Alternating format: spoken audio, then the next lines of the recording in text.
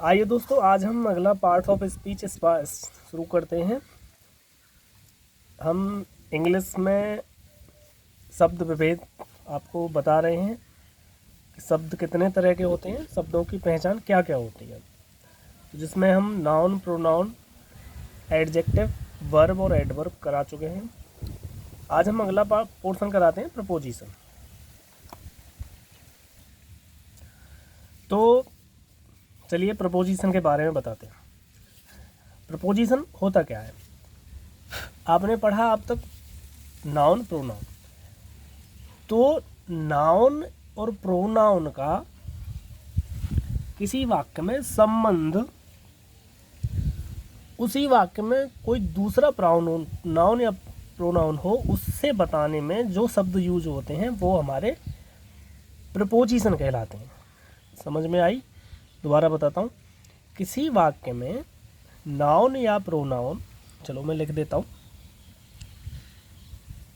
किसी वाक्य में नाउन या प्रोनाउन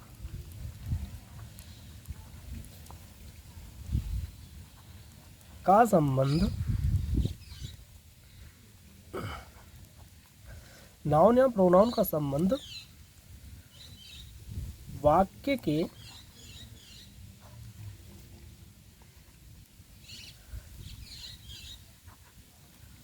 किसी दूसरे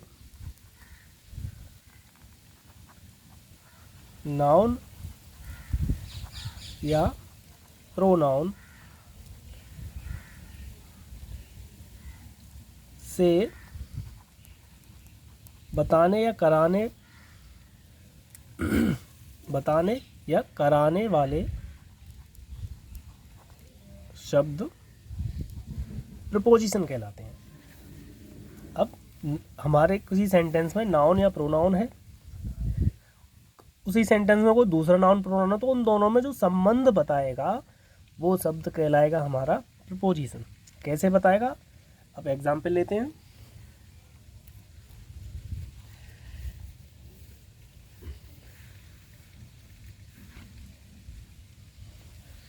जैसे the book is on the table. The book is on the table, इसका मतलब क्या हुआ कि बुक, किताब मेज पर है। अब किताब मेज पर है। अब इसमें किताब और मेज के बीच संबंध बता रहा है कि मेज पर किताब है। किताब जो कहाँ है? मेज पर। तो किताब और मेज के बीच संबंध क्या है? पर। जो पर हमारा कौन सा शब्द बता रहा है? ऑन। तो ये ऑन हमारा शब्द क्या हो गया? एक प्रपोजिशन हो गया। एक और एग्जांपल लेते हैं।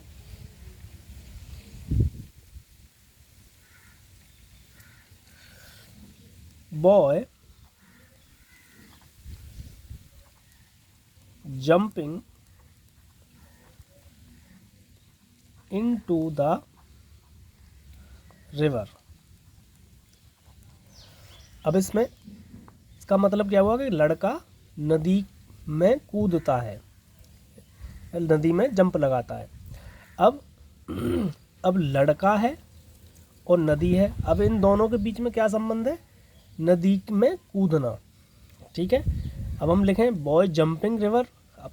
अब बॉय जो है, अब इसमें क्या पता चलेगा कि रिवर के ऊपर जंप रहा है, कि रिवर के पास में जंप कर रहा है, कि रिवर के कहीं दूर जंप कर रहा है। लेकिन अब ये वर्ड लग गया इनटू। अब इनटू ने इन दोनों का संबंध एकदम क्लियर कर दिया, बॉय और रिवर का, कि बॉय रिवर के नदी के अंदर जंप लगा रहा है। तो जो इनटू वर्ड हुआ ये हमारा क्या हो गया? प्रपोजिशन के अंतर्गत आ गया। ठीक है, प्रपोजिशन समझ में आ गया होगा। तो इस तरह के बहुत सारे वर्ड होते हैं प्रपोजिशन के अंदर। For example in, on, at, into, इस तरह के बहुत सारे वर्ड हैं। अभी मैं आगे एक एक करके बताऊंगा, सभी का यूज़ बताऊंगा। तो अब देख लेते हैं प्रपोजिशन के काइंड्स। प्रपोजिशन कितने तरह की होती है? तो काइंड्स ऑफ प्रपोजिशन, हमारी प्रपोजिशन जो है, ये जो वर्ड है प्रपोजिशन, ये कितने तरह के होते हैं? तो सबसे पहले होते हैं सिंपल प्रपोजिशन।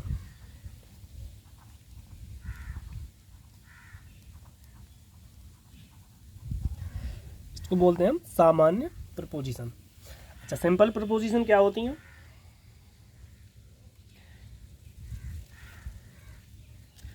ये सामान्य रूप से हमारी नाउन और प्रोनाउन के बीच में संबंध बताते हैं तथा इसमें कोई विशेष बात नहीं होती। ये नॉर्मली एक सिंपल संबंध बताएंगे नाउन और प्रोनाउन के बीच में।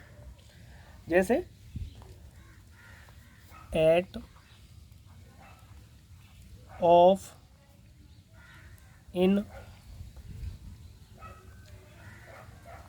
To, up, over, by,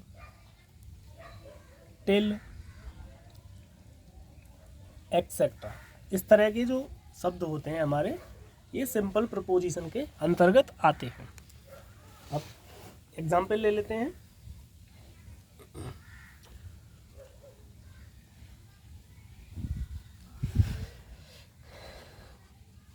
Ram ran into the house।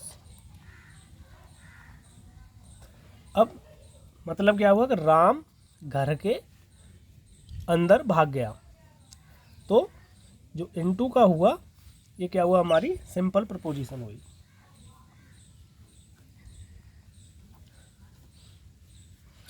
Sorry to नहीं आएगा।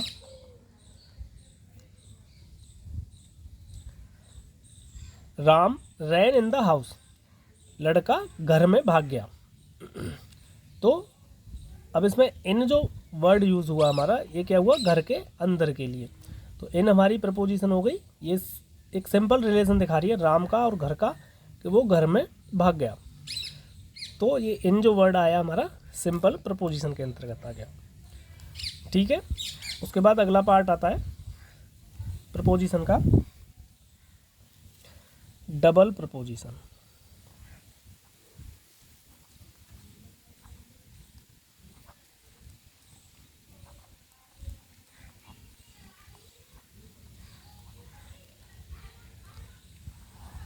अच्छा, डबल प्रपोजिशन जैसे कि नाम से ही पता चल रहा है, डबल प्रपोजिशन।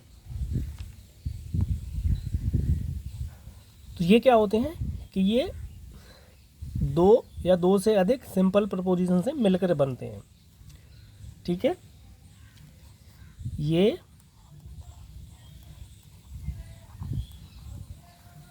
सिंपल प्रपोजिशन से मिलकर बनते हैं। तो ये होते हैं डबल प्रपोजिशन। जैसे for example into, with in. अब इसमें दो प्रपोजिशन हो गए, इन और टू। इसमें हो गए विद और इन, दो को मिला के एक बन गया विद इन।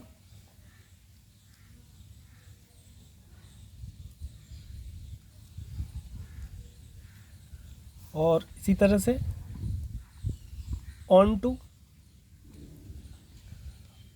तो इस तरह के जो प्रपोजिशन मिलकर बनते हैं उन्हें हम कहते हैं डबल प्रपोजिशन। जैसे फॉर एग्जांपल ले लेते हैं,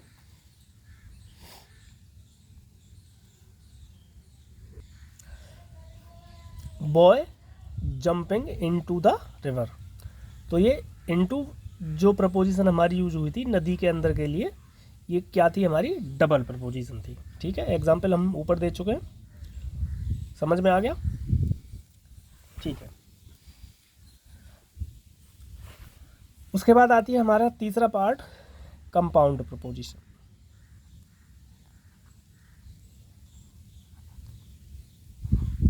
कंपाउंड प्रपोजिशन शॉर्ट में लिख देता हूँ, समझ लेना।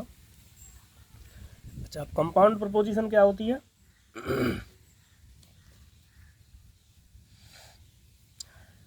अब ये प्रपोजिशन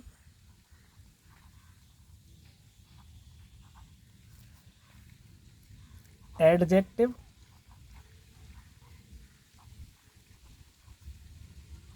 या नाउन से पहले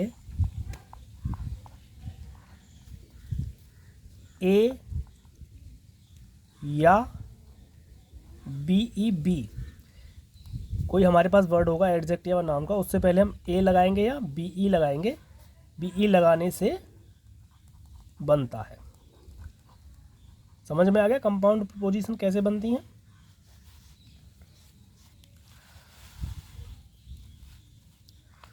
कि हमारे पास कोई शब्द होगा एडजेक्टिव का या नाउन का, उससे पहले हम ए लगाएंगे या बी लगाएंगे। अब कैसे लगाएंगे?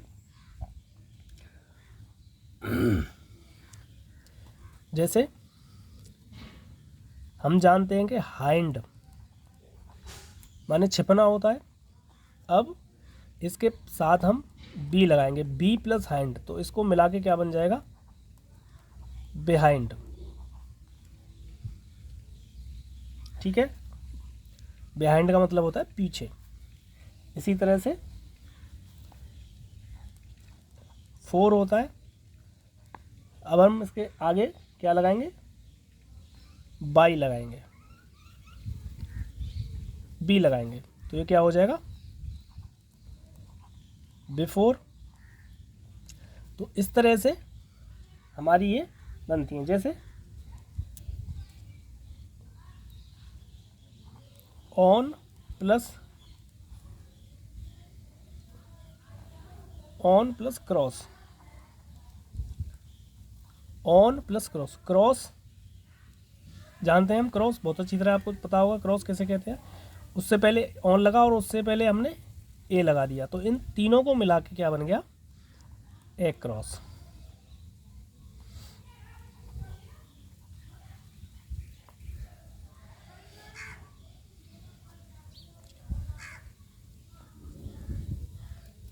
ठीक है, उसको मिला के बन गया ए क्रॉस।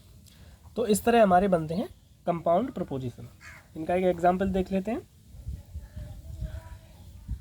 जैसे he is standing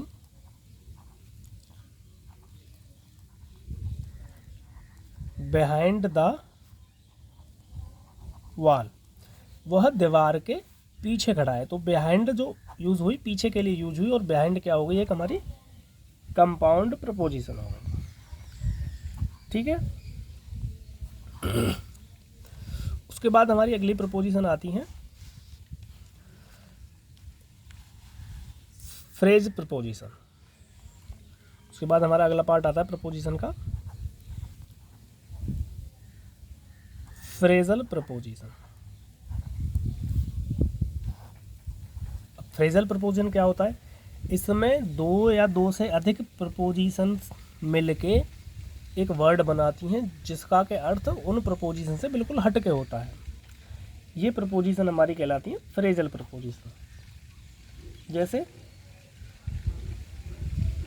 for example, in spite of.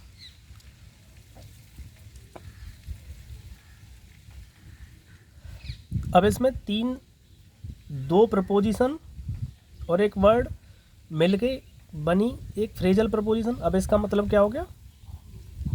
के बजाय। ठीक है, तो इस तरह से बनती है हमारी फ्रेजल प्रपोजिशन। और जैसे और एग्जांपल ले लेते हैं, इन प्लेस बहुत सारी होती हैं। गेट रिड ऑफ,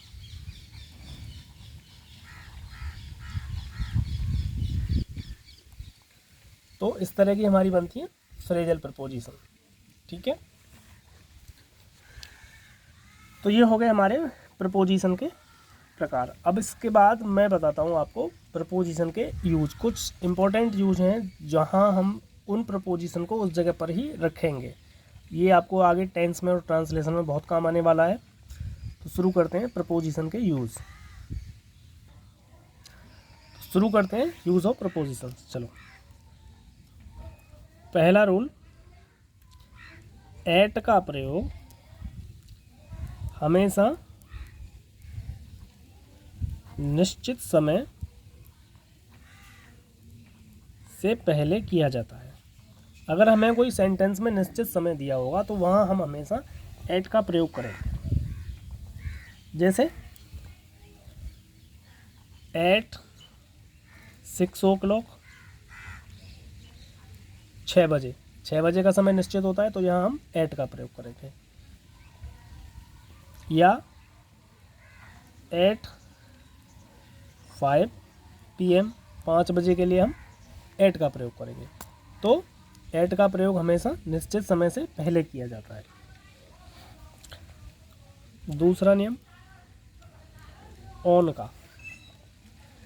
ऑन का प्रयोग हमेशा दिन, दिन का मतलब डे, तारीख, महीना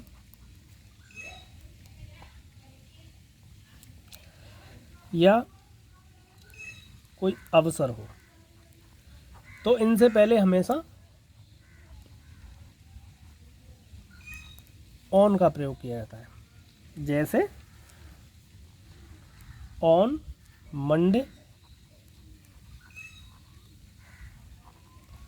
सोमवार के दिन से पहले ऑन का यूज़ होगा, ऑन मंडे। जैसे कोई त्यौहार हो, ऑन होली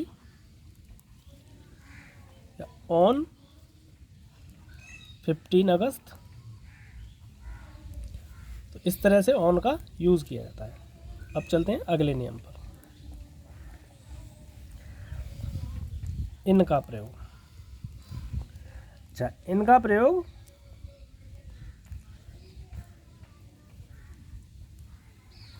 महीना, सन,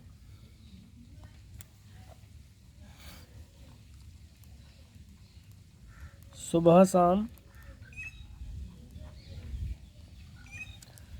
इनसे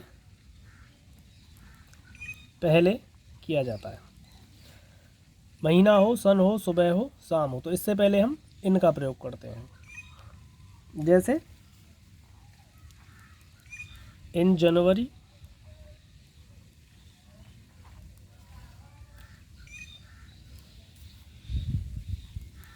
इन 1999, 1999 सन से पहले, और इन द मॉर्निंग या इन द इवनिंग। तो मॉर्निंग और इवनिंग से पहले इनका प्रयोग होता है। ठीक है, चलते हैं अगले रूल। बाई। बाई का मतलब होता है तक, इसका हिंदी अर्थ।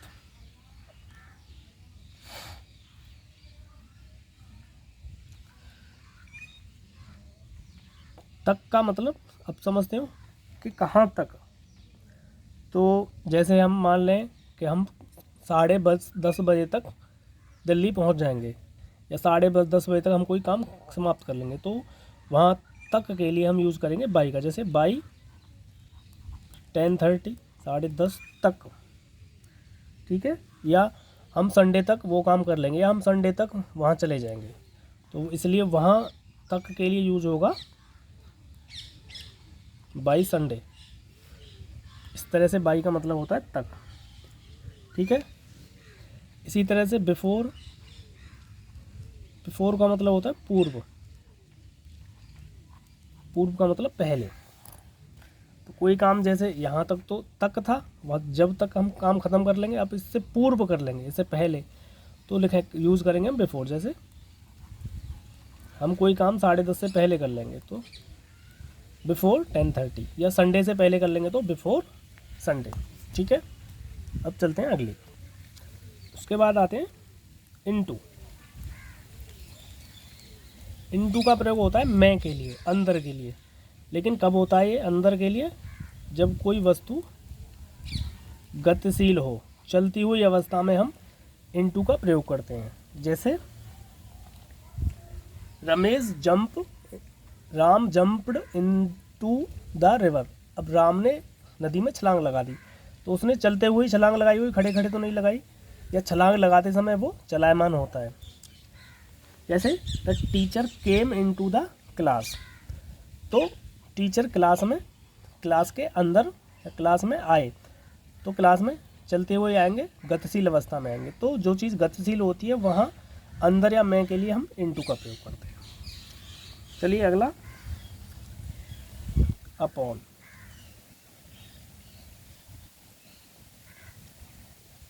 अपॉन का मतलब होता है ऊपर।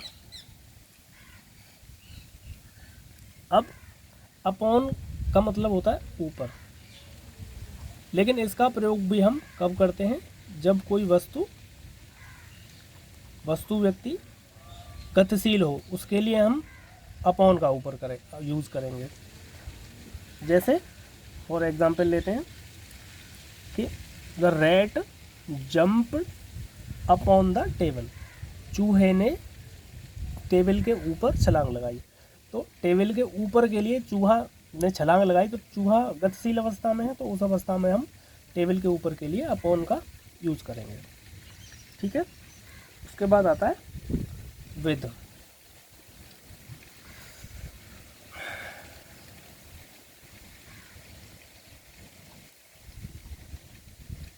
विद का मतलब होता है साथ या के साथ।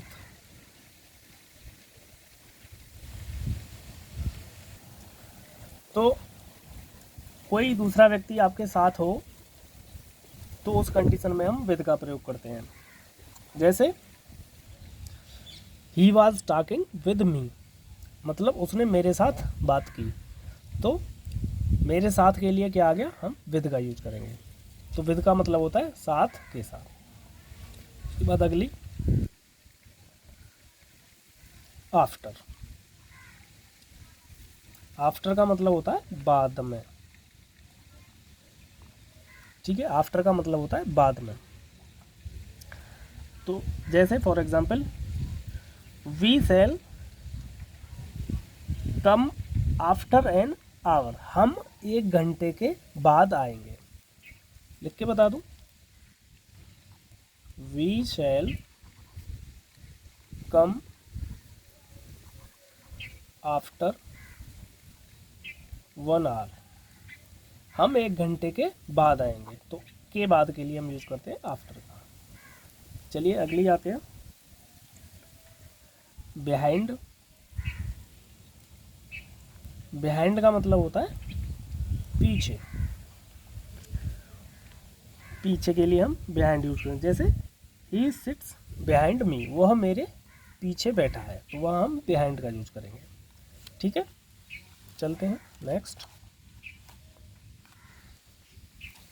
ये कुछ इम्पोर्टेंट बता देता हूँ, बाकी उसके बाद जो भी हमारी ट्रांसलेशन में और आगे आएंगी तो वो मैं साथ के साथ कराता जाऊँगा। चलिए अगली बता देता हूँ। इसके बाद आती है बिटवीन।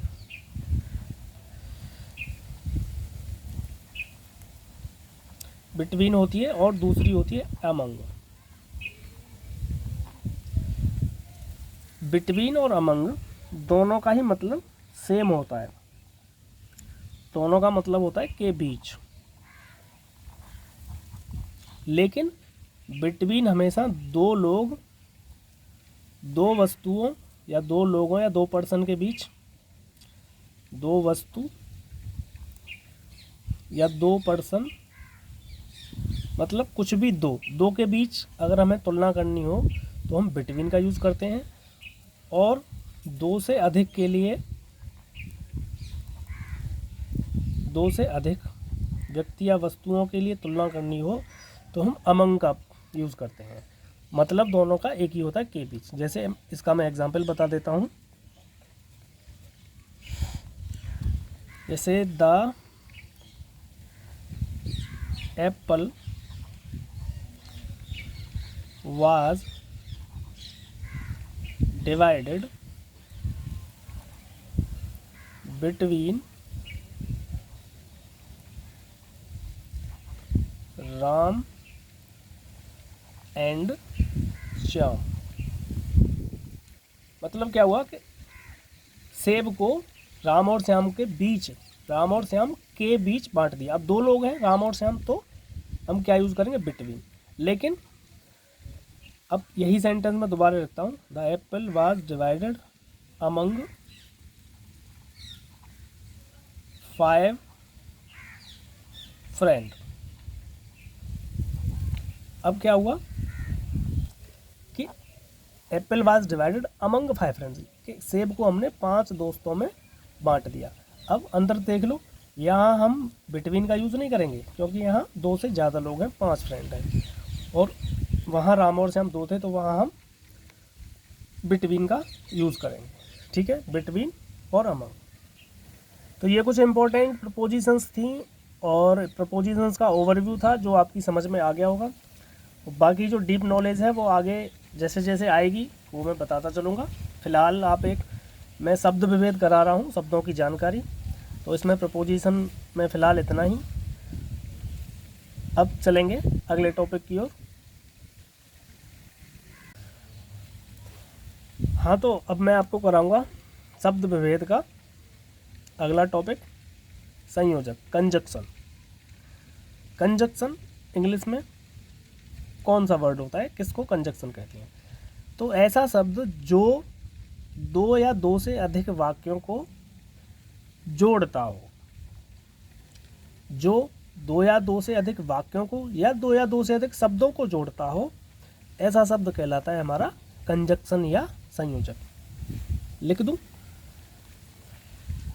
वह शब्द या वह वर्ड जो 2 या 2 से अधिक शब्दों या वाक्यों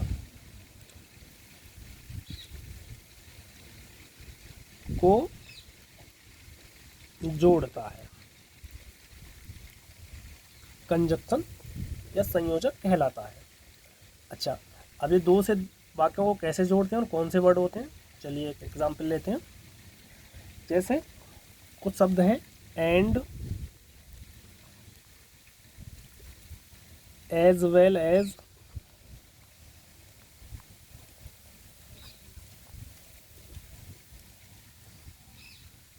while,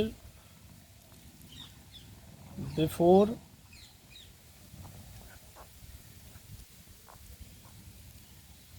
because,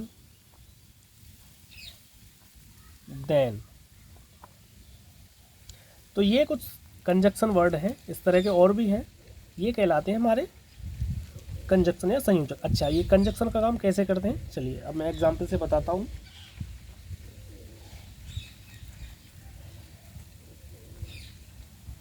We went to Agra and saw the ताज। अब क्या हुआ, इसमें 2 वाक्य हो गए। वी वेंट टू आगरा, हम आगरा गए और हमने ताज देखा। अब इन दोनों को जोड़ा, किससे जोड़ा, एंड से जोड़ा। तो एंड हमारा क्या काम कर रहा है, संयोजक का काम कर रहा है, कंजक्शन का काम कर रहा है। ठीक है, एंड का मतलब होता है और। अगला एग्जांपल देखते हैं। Mohan as well as his brother, Mohan as well as his brother, Mohan और उसका भाई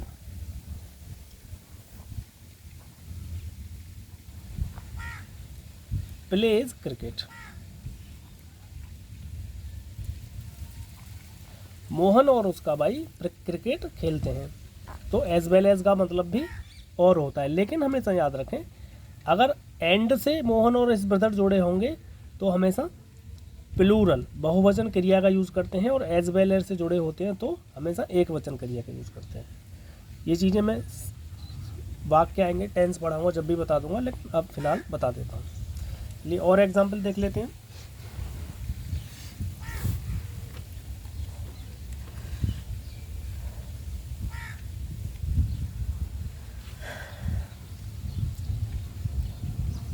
the fox was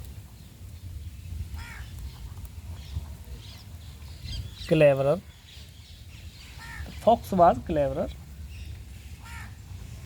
then the crow, लोमड़ी कोए की तुलना में ज़्यादा चालाक थी। तो यहाँ दो वाक्य हो गए, एक तो कोआ और एक फॉक्स। तो इनको जोड़ने के लिए हमने क्या यूज किया, देन। तो ये हमारे कंजक्शन का काम कर रहा है। तो फिलहाल कंजक्शन के बारे में इतना ही, बस आप समझ गए होंगे कंजक्शन कौन से वर्ड होते हैं और कैसे काम करते हैं। ठीक है, आज के लिए इतना ही। चलिए अगला टॉपिक और करा देता हूँ, इंटरजेक्शन। छोटा सा टॉपिक है। इंटरजेक्शन कौन से शब्द होते हैं? अच्छा, इंटरजेक्शन अपनी ओर से कोई अलग वर्ड या नए वर्ड नहीं होते। इंटरजेक्शन वही वर्ड होते हैं, बस इसमें क्या है, मनोभाव बदल जाता है।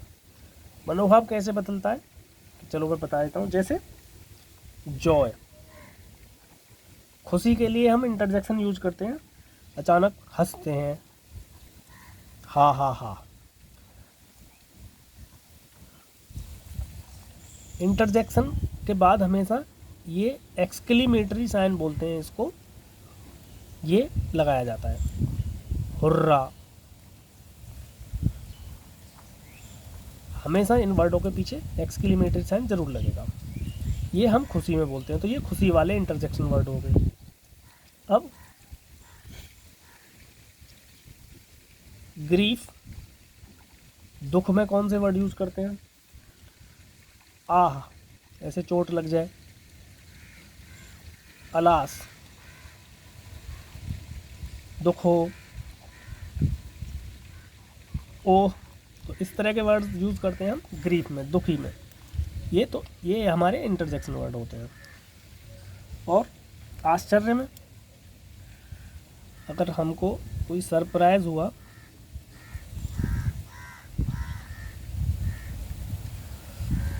तो आश्चर्य में हम क्या देखते हैं, आहा। इस तरह के वर्ड यूज करते हैं हम सरप्राइज के लिए। वाट, तो ये हो गए हमारे इंटरजेक्शन सरप्राइज के लिए। उसके बाद आते हैं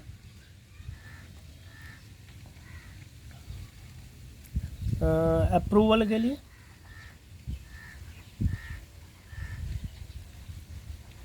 अप्रूवल मतलब होता है सहमति या संतोष।